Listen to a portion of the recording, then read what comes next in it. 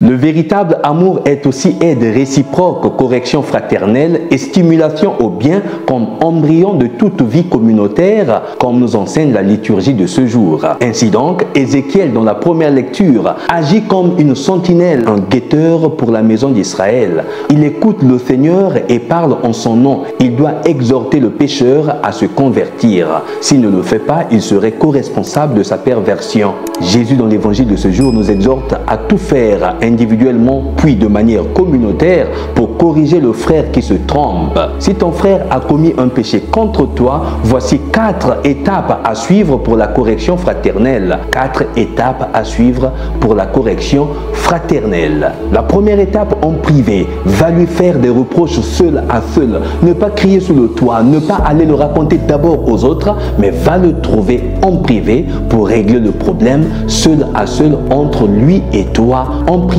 à huis clos. La deuxième étape, devant témoin. S'il n'écoute pas en privé, prends-en plus avec toi 1 ou 2 personnes afin que toute l'affaire soit réglée sur la base de 2 ou 3 témoins. La troisième étape, avec l'apport de la communauté. S'il refuse de les écouter, c'est-à-dire d'écouter les témoins, dis-le à la communauté, à l'assemblée de l'église. En ce qui concerne la vie communautaire, le pardon n'est possible qu'après la reconnaissance de sa propre faute, qui ne se remet jamais en question, qui ne se met jamais devant le miroir de sa propre conscience pour reconnaître sa propre faute, ses propres erreurs, ne changera jamais et ne peut faire croître la communauté. Les gens qui ont toujours raison, les gens qui ne se trompent jamais, qui ne reconnaissent jamais leurs propres erreurs, ne peuvent pas faire évoluer la communauté. La base d'une vraie communauté, c'est que chacun se mette à sa place, reconnaître ses erreurs quand il se trompe et se remettre sur le chemin de la réconciliation avec les autres. Ce n'est qu'à ce moment-là que peut advenir le pardon. Et la communauté a un rôle non négligeable à jouer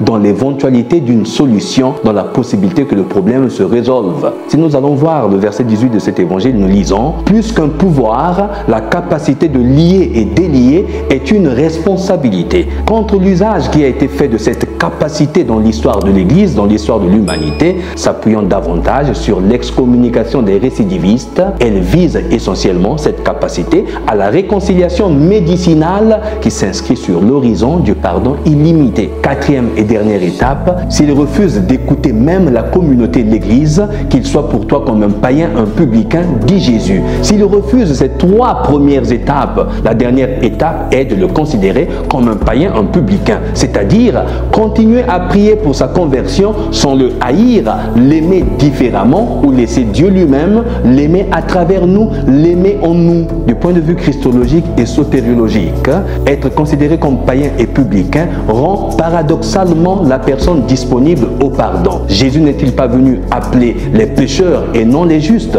Et donc la personne qui est considérée comme païen et publicain n'est pas à rejeter à la vindicte populaire. Cette personne est à considérer diversement, c'est-à-dire prier pour la personne, pour sa conversion comme la nôtre, mais aussi aimer diversement la personne, ou mieux, laisser Dieu l'aimer à travers nous, laisser Dieu l'aimer en nous. Quand nous avons des conflits, des petits conflits, des différends au sein de nos communautés, au lieu de vivre d'hypocrisie et parler derrière le dos, il faut aller voir l'autre sincèrement et en toute quiétude pour clarifier le problème, résoudre le problème et parler en privé à huis clos, au lieu de vivre d'hypocrisie, car l'hypocrisie tue la communauté. Il faudrait respecter ces 4 étapes de la correction fraternelle, sans laquelle, sans la correction fraternelle, une communauté ne peut être consolidée, une communauté ne peut croître, une communauté ne peut aller de l'avant. Souvent, nous avons la mauvaise habitude de parler du mal des autres sans même les avoir rencontrés, sans connaître les tenants et les aboutissants de ce qui a causé le tort, de ce qui a causé la froideur, de ce qui a causé l'inimitié. Nous n'avons pas le courage d'aller voir l'autre pour résoudre et réparer. Mais souvent, nous avons la promptitude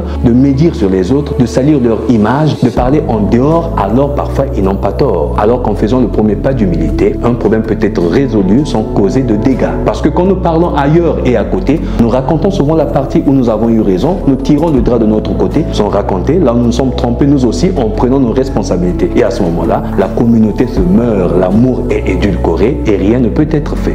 Ayons le courage de rencontrer les autres en respectant ces 4 étapes de la correction fraternelle afin de consolider l'amour sans lequel la communauté ne peut aller de l'avant. Jésus veut que nous nous aidions, que nous nous sentions co-responsables les uns les autres, car là où il y a l'amour, là est sa présence et c'est là aussi que la prière faite ensemble est plus efficace. En vérité, je vous le dis, si 2 d'entre vous sur la terre se mettent d'accord pour demander quoi que ce soit, cela leur sera accordé par mon Père qui est aux cieux. Car là où 2 ou 3 se retrouvent réunis en mon nom, je suis au milieu d'eux, dit Jésus. C'est pour cela que dans la deuxième lecture de ce jour, Saint Paul rappelle que le précepte « Aime ton prochain comme toi-même » réalise parfaitement la loi de Dieu et toutes les prophéties sur l'amour. Celui qui s'aime vraiment devrait aimer son prochain comme lui-même. Le contenu de cet amour pour le prochain réside précisément dans la conjonction « comme » qui est une proposition conditionnelle pour dire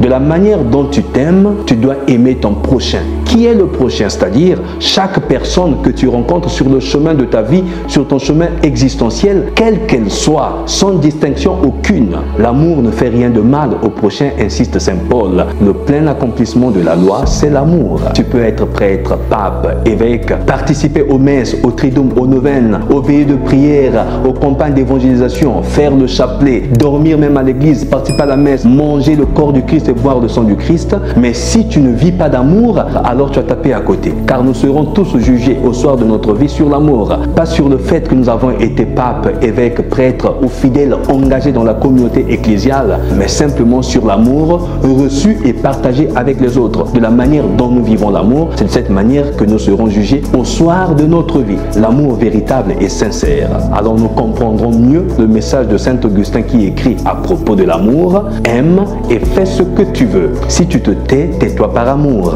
Si tu parles, parle par amour. Si tu corriges, corrige par amour. Si tu pardonnes, pardonne par amour.